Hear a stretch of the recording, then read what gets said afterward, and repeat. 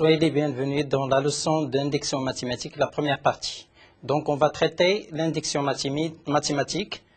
Donc, quels sont les points qu'on va aborder sur cette leçon? On va d'abord donner une introduction.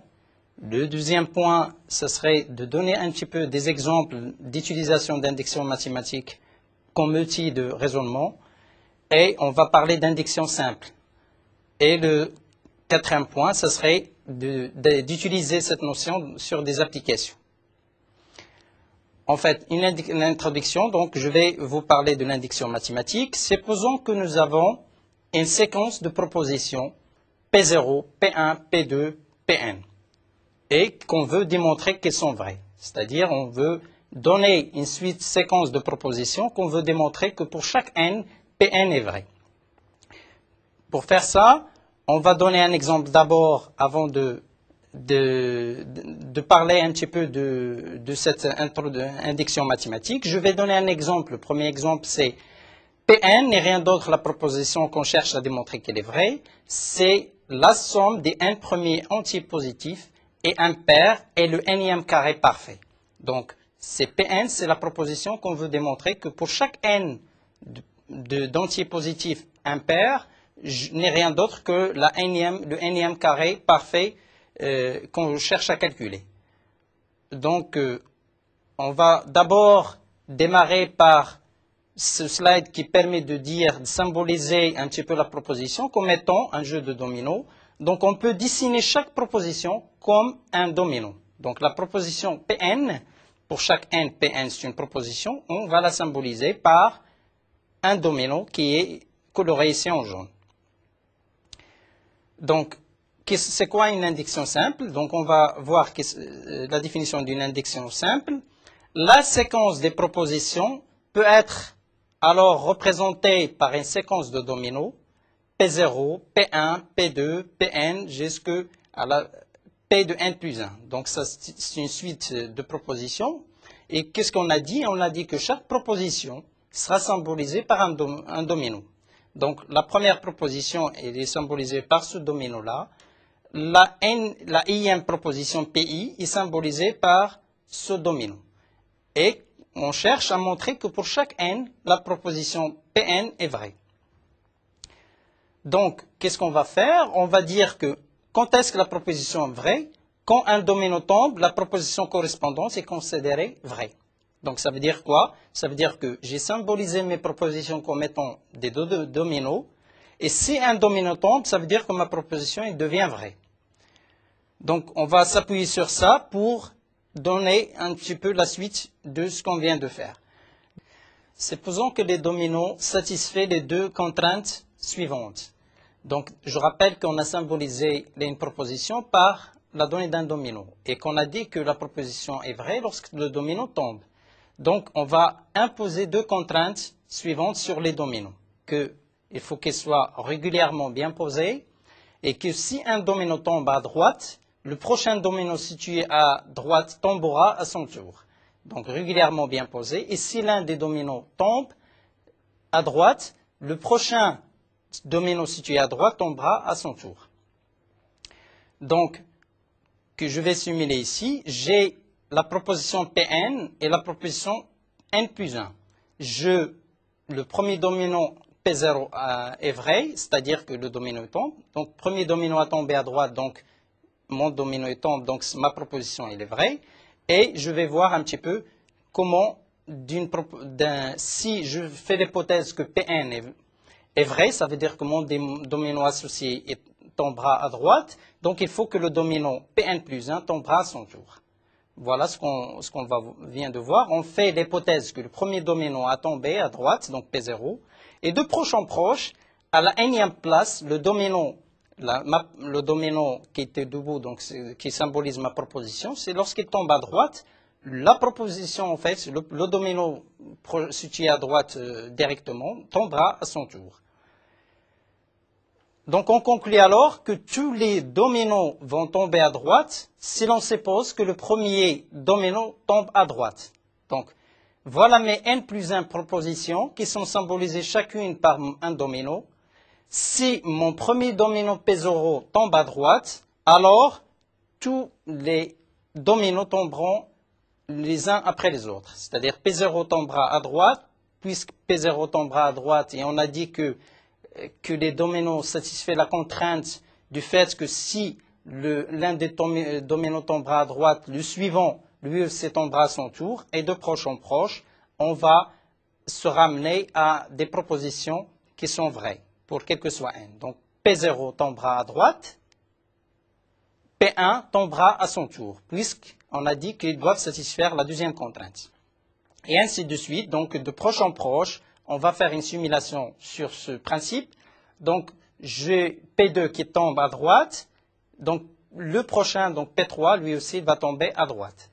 Ainsi de suite, donc de proche en proche, qu'est-ce qu'on a dit? On a dit qu'on va se ramener à une suite de propositions qui devient vraies, puisqu'ils étaient au départ des propositions qui sont debout, qui n'étaient pas vraies. Et lorsque mon premier domino a tombé, les propositions sont devenues vraies. Quel est le principe d'induction mathématique? Donc, un principe d'induction mathématique, elle est définie par la donnée de deux choses. L'hypothèse de base, donc il faut que la première proposition soit vraie, c'est-à-dire il faut que le premier domino tombera à droite. Et l'étape d'induction consiste à faire quoi? On suppose que la proposition à l'étape n est vraie et on essaie de démontrer que la proposition n plus 1 reste vraie. Donc, ça c'est l'étape d'induction pour conclure un petit peu que quel que soit n, la proposition Pn est vraie. Donc, je résume que l'induction mathématique est un outil qui est très largement utilisé, qui est défini dans sa version simple par deux choses, par une hypothèse d'induction, donc qui est définie par que la première proposition doit être vraie, et que l'étape d'induction qu'on cherche la première fois, il faut vérifier P0 est vrai, et de montrer que si jamais Pn est vrai, il faut que je dois démontrer que Pn plus 1 reste vrai, pour conclure que, quel que soit n, Pn reste vrai. Donc, ça, ce qui est symbolisé ici, donc P0 est vrai, tous les Pn, si P0 est vrai, donc Pn le devient par l'étape d'induction. Si P1 est vrai, donc le suivant qui est P1 plus 1, donc P2, devient vrai, et ainsi de suite. Donc, j'aurai, quel que soit n, Pn est vrai. Donc, on va faire, maintenant on a parlé d'une définition d'induction mathématique. Je vais revenir sur une interprétation géométrique de l'induction mathématique. L'induction mathématique dans sa version simple, donc qui est définie par deux choses, par l'hypothèse d'induction et l'étape d'induction. Donc, application géométrique de ceci se traduit par cet exemple que je viens de le présenter sur ce slide. Donc, il faut qu'on démontre que la proposition qu'on cherche à démontrer, Pn pour n donné, la somme des n premiers entiers positifs et impairs est le nème carré parfait. Donc, on cherche à prouver que Pn est vrai. Et Pn, elle est caractérisée par la somme des n premiers entiers positifs et impairs. Tous les entiers sont impairs et je vais sommer ces n premiers entiers positifs impairs et je dois démontrer que ce n'est rien d'autre que le nème carré parfait. Donc, pour faire ça, Pn, ma proposition à l'étape n, c'est la sommation de i allant de 1 à n de mes entiers qui sont positifs impairs, donc qui sont écrits ici, donc c'est 2i moins 1. Les nombres impairs, c'est 2i moins 1. Donc, j'aurai pour i égale à 1, donc j'aurai le premier élément, c'est 1. Pour i égale à 2, donc j'aurai 4 moins 1, c'est 3. Donc 1 plus 3 plus 5 plus 7, ainsi de suite. Et je cherche à démontrer que la sommation de i allant de 1 à n de 2i moins 1 n'est rien d'autre que n au carré. Donc c'est-à-dire il s'agit de le nème carré parfait. Une interprétation géométrique, pour obtenir le prochain carré, qu'est-ce qu'on fait? On a besoin d'ajouter le prochain entier positif impair. Donc j'ai un carré. Et pour obtenir le prochain carré, il suffit d'ajouter, qu'est-ce qu'on a dit, le prochain entier positif impair. Donc, qui va être caractérisé par ce dessin-là. Donc, j'ai le premier carré. J'ai le premier carré, donc j'ai un carré donc, qui est lié à mon premier entier impair positif, c'est 1. Je vais ajouter cette fois-ci le prochain entier positif qui est la valeur 3. Donc la valeur 3, donc j'aurai 1 plus 3, c'est le carré parfait, le nème carré parfait. Donc à l'étape 2, c'est le deuxième carré parfait. Donc là, 1 plus 3. Et j'ai ajouté le premier entier positif impair, je lui ai ajouté le deuxième entier positif impair qui est la valeur 3. Ensuite, je vais faire pareil. Pour obtenir le prochain carré, donc il suffit d'ajouter le troisième entier positif impair qui est la valeur 5. Et de proche en proche, là, à la 6, je vais 1 plus 3 plus 5 plus 7. J'ai le carré donc, qui est lié à 1 plus 3 plus 5. Je vais ajouter mon prochain entier positif impair qui est la valeur 7 et j'obtiens mon carré parfait. Ensuite, je vais lui ajouter un prochain entier positif impair de valeur 9. Donc j'aurai 1 plus 3 plus 5 plus 7 plus 9. C'est le carré parfait de ça. Donc j'ai ajouté, si on comptabilise le f, pourquoi le nombre entier positif 9, il est symbolisé par le nombre de carrés qu'on a ici qui sont avec cette couleur-là. Donc 1, 2, 3, 4, 5, 6, 7, 8, 9. C'est bien la valeur entier positif 9 qui est symbolisée par le nombre de petits carrés qui sont là. Ensuite, je vais ajouter le prochain entier positif impair qui est la valeur 11, symbolisé par le nombre de carrés de cette couleur-là. Donc j'aurai 11 carrés que j'ai ajoutés. Donc 1 plus 3 plus 5 plus 7 plus 9 plus 11 n'est rien d'autre que le nombre de carrés qui sont dans cette zone-là. Ensuite, je vais ajouter le prochain entier positif qui est la valeur 13, qui est symbolisé par le nombre de carrés qui sont là, qui sont colorés avec la même couleur qui sont ici. Donc j'aurai 1 plus 3 plus 5 plus 7 plus 9 plus 11 plus 13 égale à 7 au carré. 7 au carré n'est rien d'autre que le nombre de carrés sur chaque côté ici. Donc 1, 2, 3, 4, 5, 6, 7. Donc 7 au carré, j'aurai le nombre de petits carrés que j'ai ici. Donc qu'est-ce qu'on a fait? On a symbolisé un entier, en fait, un entier positif impair par la donnée d'un nombre de petits carrés qu'on a dessiné sur le dessin.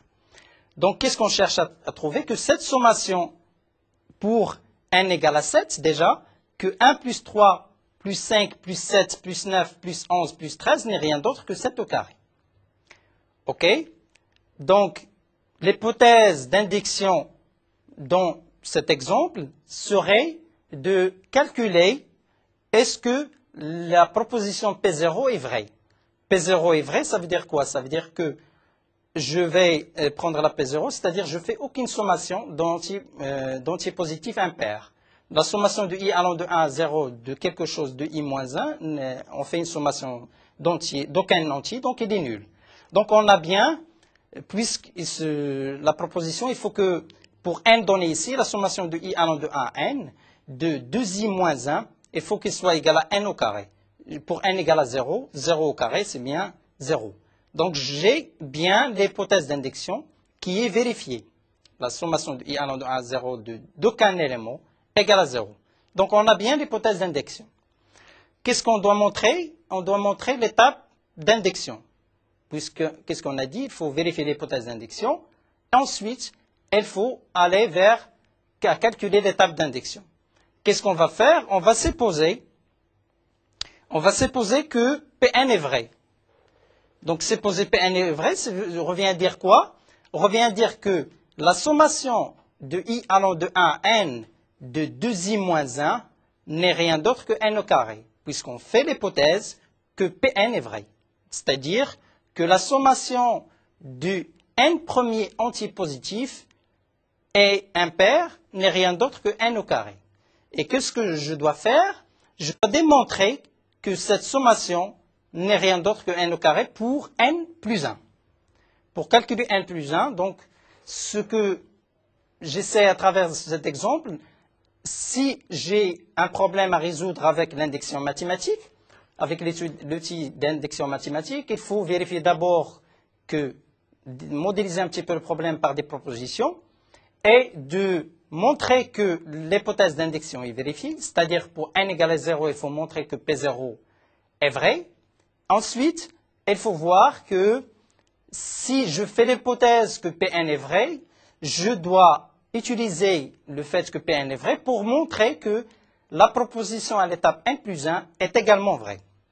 Ce qu'on va faire sur cet exemple, donc j'ai fait l'hypothèse que la sommation de mi I allant de 1 à n de tous ces nombres entiers positifs impairs, c'est n carré. Et que je dois résoudre en utilisant l'étape d'indiction. Donc la sommation de I allant de 1 à n plus 1 de mi 2i moins 1 n'est rien d'autre que la sommation de I allant de 1 à n de 2i moins 1 plus, je remplace I pour la valeur n plus 1 parce que je me suis limité à n dans cette sommation.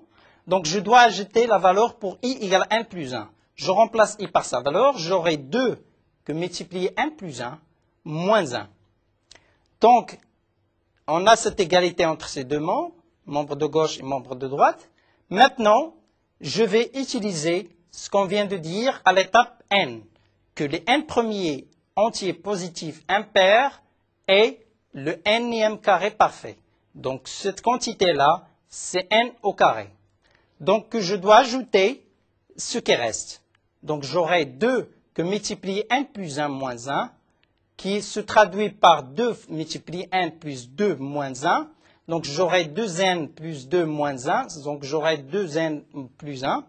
Donc, finalement, on a n carré plus 2n plus 1. Donc, pour arriver à cette quantité-là, donc on voit très bien que là, c'est une identité remarquable. Donc, on a n plus 1 au carré. Rappelez-vous que c'est, si j'ai une manière générale, a plus b au carré. C'est a au carré plus 2 fois AB plus B au carré. Donc n au carré plus 2 fois n fois 1, donc 2n, plus 1 au carré. Donc ce qu'on peut retenir de ça, c'est que j'ai vérifié l'hypothèse P0 et j'ai fait l'hypothèse que Pn est vrai et j'ai réussi à montrer que Pn plus 1 reste vrai. Et ce qu'on va faire sur cet exemple, qu'est-ce qu'on veut montrer? On veut calculer la somme des n premiers termes de la suite dans les termes suivants, 1, 2, 3, ainsi de suite. Donc, qu'est-ce qu'on fait? Je veux calculer la somme de ces termes de ma suite à l'étape n. Donc, qu'est-ce qu'on fait? On doit vérifier que l'étape P1 au P0 qui est vrai. Donc, l'hypothèse d'indiction, la sommation de I allant de 1 de I n'est rien d'autre que la valeur 1. Donc, je remplace, comme je viens de dire, que la sommation de 1 plus 2 plus 3 plus n n'est rien d'autre que n fois n plus 1 sur 2. Donc, j'aurai quoi? J'aurai n égale à 1, que multiplier n plus 1, donc 1 plus 1, c'est 1. Donc, 1 multiplié par 1 plus 1, ça fait 2. 2 divisé par 2, ça fait 1. Donc, on a bien la sommation de i allant de 1 à 1 de i n'est rien d'autre que 1. Donc, l'hypothèse d'indiction est vérifiée sur cet exemple. Donc, on a bien montré que l'hypothèse d'indiction est bien vérifiée. On passe maintenant à l'étape d'indiction. Donc, qu'est-ce qu'on va faire? On va faire la même chose que ce qu'on a fait sur le premier exemple de sommation des n premiers termes entiers positifs impairs. On va supposer que à l'étape n, on a la proposition qui est vraie. C'est-à-dire Pn est vrai, c'est-à-dire que la sommation de i allant de 1 à n de i n'est rien d'autre que n fois n plus 1 sur 2. Et qu'à travers cette proposition, il faut qu'on essaie de démontrer que Pn plus 1 reste vrai. Donc, qu'est-ce qu'on a? On a la sommation de i allant de 1 à n de i égale à n fois n plus 1 sur 2. Donc, je fais l'hypothèse qu'elle est vraie. Ensuite, ce que je vais faire, c'est d'essayer de montrer que ma proposition Pn plus 1 reste vraie. Donc, la sommation de i allant de 1 à n plus 1 de i, de mi i, c'est la sommation de i allant de 1 à n, donc comme tout à l'heure, c'est-à-dire je me limite à la valeur n, et après je vais ajouter ce qui reste. Donc, la sommation de i allant de 1 à n plus 1 de i, c'est la sommation de i allant de 1 à n de i, plus je remplace i par sa valeur qui est la valeur n plus 1, j'aurai la sommation de i allant de 1 à n de mes i est égale à la sommation de 1 à n de i plus n plus 1. Donc la sommation de i allant de 1 à n de i n'est rien d'autre que qui se traduit par l'hypothèse d'indexion comme étant n fois n plus 1 sur 2. Je vais ajouter n plus 1, donc j'aurai n fois n plus 1 sur 2 plus n plus 1. Donc je vais, à travers cette sommation, je vais normaliser ça au même dénominateur. Donc j'aurai n fois n plus 1 sur 2 plus 2 fois n plus 1 sur 2. Donc j'aurai n plus 1 fois n plus n plus 1. Donc j'aurai n plus 1 en facteur de n plus 2 sur 2. Donc qu'est-ce qu'on a? On a bien démontré que la proposition sommation de i allant de 1 à n plus 1 de i, c'est n plus 1 que multiplier n plus 1 plus 1 sur n plus 1 plus 1, ça fait n plus 2, que divise 2. Donc on vient de démontrer que la proposition Pn plus 1 est vraie. Dans ce qui suit, on va donner une série d'exemples pour illustrer l'indication mathématique. Donc un exemple qui permet de démontrer un petit peu que pour tout n supérieur ou égal à 1, Gn est inférieur ou égal à 2 à la puissance n. Et la proposition qu'on va mettre, c'est Pn était la proposition que n est plus petit que 2 à la puissance n, à l'étape n. C'est une proposition qui doit être vraie. On doit démontrer ça pour tout n supérieur strictement à 0. Donc ce qu'il faut faire, je reviens un petit peu à l'étape d'indexion. Il faut, à la raisonnement par induction, il faut faire deux étapes. La première étape, il faut montrer que l'hypothèse d'indexion est vérifiée, c'est-à-dire que pour n égale à 1, dans ce cas de figure, il faut qu'elle soit vraie. Et de montrer que si je suppose que pour tout n, Pn est vrai, je dois démontrer que Pn plus 1 est vrai. Donc, on va essayer de démontrer l'hypothèse d'indexion et ensuite l'étape d'indexion. L'hypothèse d'indexion se traduit par P1 via la définition de la proposition qu'on s'est fixée. Donc P1 égale 1 qui est plus petit que 2 à la puissance 1. Donc 2 à la puissance 1 c'est 2. Donc 1 inférieur à 2 est toujours vrai. Donc mon hypothèse d'indexion mathématique est vérifiée. Donc P1 est une proposition qui est vraie. Et je vais passer à utiliser l'étape d'indexion pour démontrer que n est plus petit que 2 à la puissance n, quel que soit n. Donc l'étape d'indexion se traduit par je suppose que n est plus petit que 2 à la puissance n et je dois montrer que n plus 1 est plus petit que 2 à la puissance n plus 1. OK? Donc, à partir de là, je vais d'abord noter que n plus 1 n'est rien d'autre que plus petit que 2 à la puissance n plus 1. Et je vais utiliser le fait que 2 à la puissance n, donc je vais laisser intact ceci. Donc l'inégalité, la deuxième inégalité me traduit par 2 à la puissance n. Comme 1 est plus petit que 2 à la puissance n, quel que soit n, donc j'ai 1, 2 à la puissance n plus 1 est plus petit que 2 à la puissance n plus 2 à la puissance n. Donc je peux dire que n plus 1 est plus petit que 2 à la puissance n plus 1. Parce que, pourquoi? Je vais expliquer ça. Donc 1 est plus petit que 2. Et 2 n'est rien d'autre que le multiple entre 2 et 2 à la puissance 0. 2 à la puissance 0 est toujours égal à 1, qui est inférieur ou égal à 2, que multiplier 2 à la puissance n moins 1. 2 à la puissance 0 est plus petit que 2 à la puissance n moins 1, quel que soit n supérieur ou égal à 1. Donc, et ceci n'est rien d'autre que 2 à la puissance n. Donc, on aura qui est égal à 2 à la puissance n plus 1. OK, donc, on a bien n plus 1 est plus petit que 2 à la puissance n plus 1. Par conséquent, la proposition à l'étape n plus 1 est aussi vérifiée. Donc, qu'est-ce qu'on a fait? Nous sommes partis de démontrer que n est plus petit que 2 à la puissance n, en s'appuyant sur l'hypothèse d'indexion qui est de vérifier d'abord pour n égale à 1, P1 est vrai, et on a supposé que Pn est vrai, et à travers la définition de Pn plus 1, on a su démontrer que Pn plus 1 reste vrai. Donc, l'étape d'indexion est un outil qui nous a permis de démontrer la proposition n est plus petite que 2 à la puissance n, quel que soit n supérieur ou égal à 1. De la même façon, ce que je vais faire, c'est de démontrer encore une fois par le même outil d'indexion mathématique, de démontrer que pour tout n, j'ai n à la puissance 3 est supérieur à 2n moins 2. Donc la proposition est, pour chaque n, Pn n'est rien d'autre que n à la puissance 3 est supérieur ou égal à 2n moins 2. Que je dois démontrer qu'elle est vraie pour tout n supérieur ou égal à 1.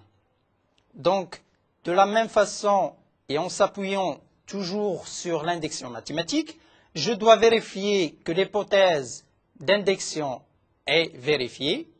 C'est-à-dire que pour n égale à 1, je dois montrer que ma proposition P1 est vraie. Ma proposition P1 est vraie, se traduit par P1 est égal, donc 1 à la puissance 3, donc c'est la proposition 1 à la puissance 3 supérieure à 2 moins 2, vu que 2 moins 2 égale à 0, et 1 est supérieur strictement à 0, donc ma proposition P1 est vérifiée. Ensuite, je dois utiliser l'étape d'indexion pour terminer la démonstration. Donc, étape d'indexion, supposons que PK est égal la proposition qui se traduit par K à la puissance 3 est supérieure à 2K moins 2, cette proposition est vraie pour K supérieur ou égal à 1. Donc, c'est ça l'hypothèse. Je suppose que ma proposition PK pour K supérieur ou égal à 1 est vérifiée. Et je dois démontrer qu'elle reste vraie pour l'étape K plus 1. Donc, pour démontrer ça, je vais noter d'abord que 2 fois K plus 1 moins 2 n'est rien d'autre que 2 fois K plus 2 moins 2.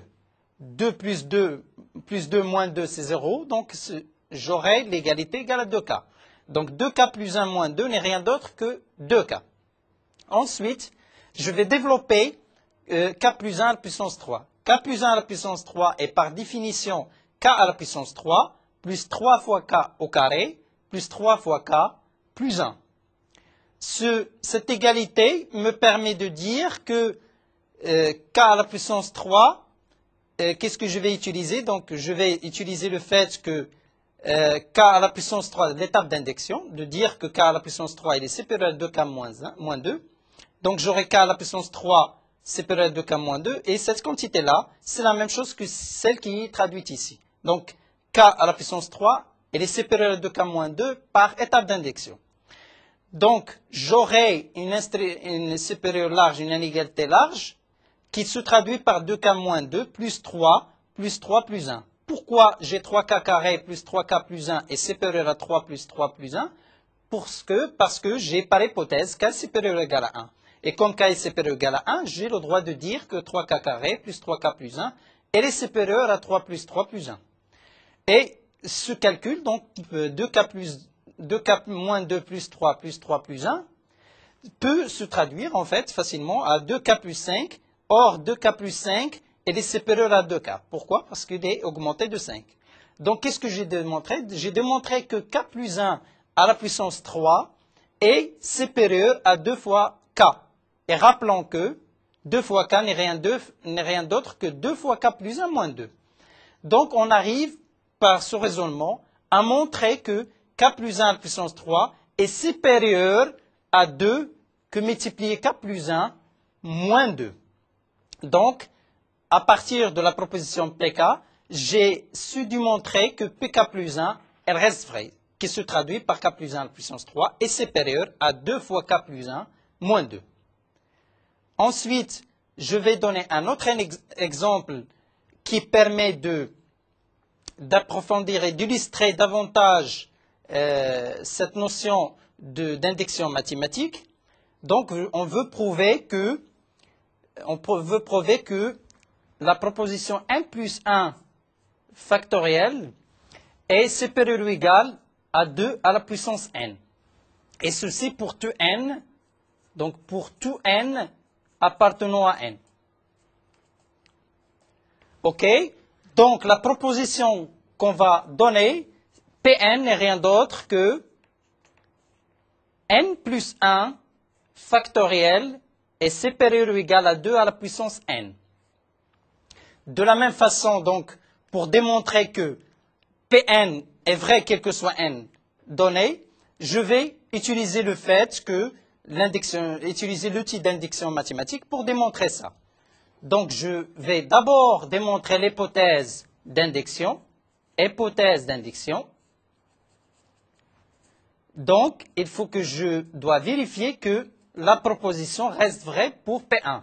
P1 n'est rien d'autre que n plus 1, donc n égale à 1. Je prends 1 plus 1 factoriel et je dois démontrer qu'il est supérieur ou égal à 2 à la puissance 1 qui est égal à 2. Or, 1 plus 1, donc or 1 plus 1 factoriel n'est rien d'autre que 2 factoriel qui est égal à 1 fois 2 qui est égal à 2. Donc, il est supérieur ou égal à 2 à la puissance 1. Donc, on a bien l'hypothèse P1 est une hypothèse qui est vraie. Donc, qu'est-ce que j'ai démontré à travers ça? J'ai démontré que l'hypothèse d'induction P1 est vraie. Donc, il me reste à démontrer que si je suppose que Pn est vrai, on a Pn plus 1 qui est vrai. Donc, supposons que la proposition Pn est vraie. Donc, Pn qui est égal à n plus 1 factoriel, elle est supérieure ou égale à 2 à la puissance n. Donc, supposons que Pn est vrai et montrons que Pn plus 1 est une proposition est aussi vraie. OK? Donc, pour terminer, en fait, cette démonstration, je dois supposer que Pn est vrai et je dois démontrer que Pn plus 1 est vrai. Donc, or, n plus 1, donc je vais n plus 1 factoriel par définition de n plus 1 factoriel est égal à n factoriel que multiplier n plus 1. Et je vais utiliser le fait que n factoriel, par hypothèse, par étape d'induction, j'ai supposé que n factoriel est supérieur ou égal à 2 à la puissance n. OK? Donc, j'aurai n plus 1 factoriel qui est supérieur ou égal, j'utilise le fait que n factoriel est supérieur ou égal à 2 à la puissance n, donc j'aurai 2 à la puissance n fois n plus 1. OK? Donc, pour terminer ça, donc je dois démontrer qu'il me reste à démontrer que n plus 1 factoriel est supérieur à 2 à la puissance n plus 1. Donc, je vais développer ça. C'est n fois 2n plus 2 à la puissance n. Elle est supérieure à ce truc-là, n fois 2 à la puissance n. Rappelons-le que n est supérieur ou égal à 1. Donc, elle est supérieure à 2n plus 2n. Donc, elle est supérieure à n fois 2n qui est égal, donc elle est supérieure à n plus 1. Donc, ce que je dois démontrer que cette quantité-là, n plus 1, elle est majorée par 2 à la puissance n plus 1. Donc, elle est supérieure strictement à 2n plus 2n. Donc, j'aurai finalement 2 à la puissance n plus 1. Donc, nous sommes partis par rapport à la proposition Pn, qui est n factoriel supérieur à n plus 1. Et on a su démontrer que n plus 1 factoriel est supérieur à 2 à la puissance n. Donc, qu'est-ce que j'ai démontré? J'ai démontré qu'en remplaçant n par n plus 1, en remplaçant n par n plus 1, et d'utiliser la définition n plus 1 factoriel comme étant n plus 1 factoriel, c'est n factoriel que multiplié par n plus 1, et d'utiliser l'hypothèse d'induction qui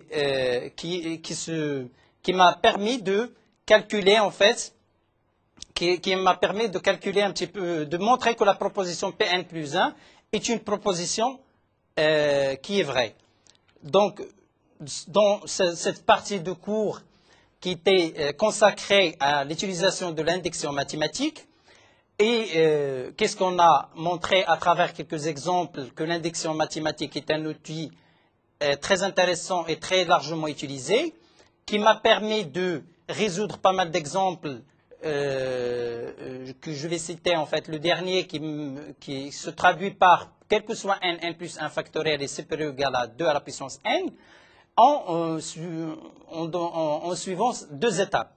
cette méthode qui se décompose en deux étapes. La première étape, on a dit, et je le rappelle, que l'hypothèse d'indexion doit être vérifiée, c'est-à-dire que pour n égale à 1, je dois démontrer que ma proposition P1 est vraie. Ma proposition P1 est vraie qui se traduit en remplaçant n par 1.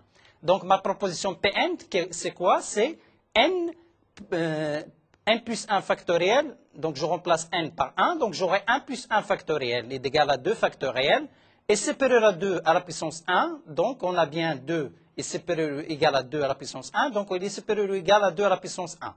Donc ma proposition P1 est vérifiée, et ensuite, l'étape d'indexion qui consiste à faire quoi? À supposer que Pn est vrai, c'est-à-dire que n plus 1 factoriel est supérieur ou égal à 2 à la puissance n, je vais supposer que cette proposition est vraie, je dois démontrer que pour n plus 1, la proposition reste vraie.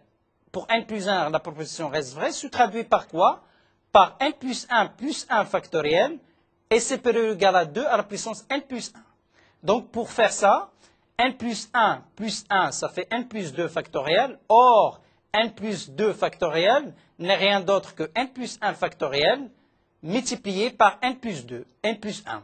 Et donc n plus 2 factoriel, c'est n plus 1 factoriel multiplié par n plus 2. Et qu'est-ce que je dois faire? Je dois utiliser le fait que n plus 1 factoriel est par hypothèse supérieur à 2 à la puissance n. Donc j'aurai finalement n plus 2 factoriel, c'est 2 à la puissance n que multiplie n plus 2. Et je dois dire que n plus 2 dépasse 2 à la puissance n, donc j'aurai 2 n fois 2 à la puissance n plus 2 fois 2 à la puissance n, donc j'aurai 2n plus 2. Donc j'aurai finalement à démontrer que Pn plus 1, qui est en fait n plus 2 factoriel, est supérieur à 2 à la puissance n fois 2, donc c'est 2 à la puissance n plus 1. Donc, sur cet exemple, on voit clairement que l'outil d'indexion mathématique m'a permis de démontrer pas mal d'exemples qu'on vient de citer, et que il faut que c'est un moyen qu'on peut utiliser pour démontrer pas mal d'exemples.